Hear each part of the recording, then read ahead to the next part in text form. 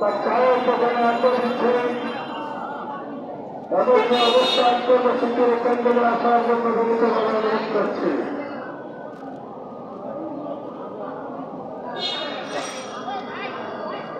শিক্ষানীতিদের ঘড়িতে আপনারা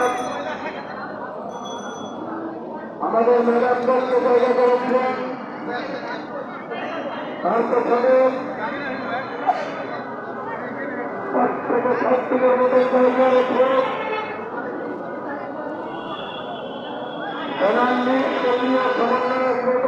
শুধু দর্শক, আমরা দেখতে পাচ্ছি জাতীয় প্রেস ক্লাবের সামনে আজকে পঞ্চম দিনের মতো, এবং এই পঞ্চম দিনের মতোই সম্মিলিত নন এমপিও ঐক্য পরিষদ তারা ভুকা মিছিল করবে এবং ভুকা মিছিলের জন্য তারা প্রস্তুত নিয়েছে।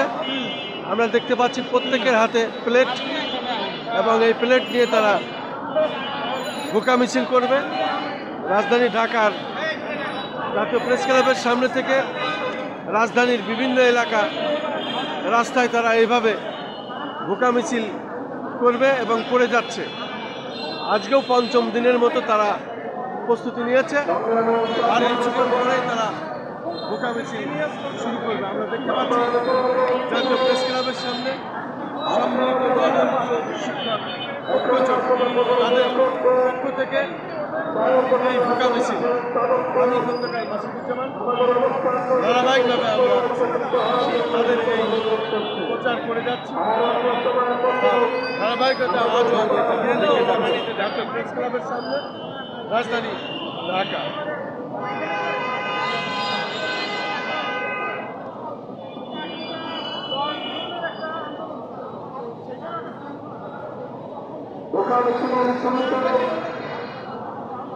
এখানে নারীদের সমস্ত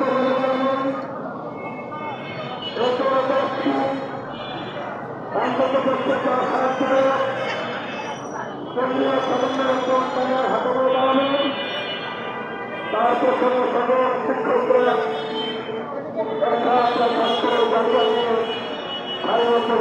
ইনশাআল্লাহ।